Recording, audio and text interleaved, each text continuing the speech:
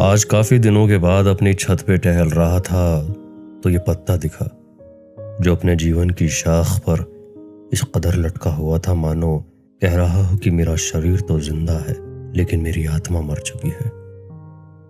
वो जुड़ा रहना चाह रहा हो लेकिन उसकी मौत का वक्त आ चुका है।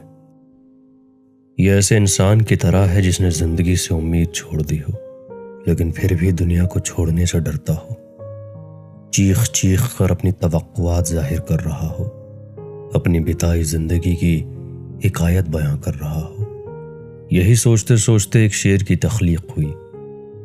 अर्ज करता हूं कि खुश्क है मगर फिर भी फर से न गिरा पत्ता, खुश्क है मगर फिर भी फर से न गिरा पत्ता, अपनी जिद्दो कद की दास्तां सुना रहा पत्ता, अपनी जिद्दो कद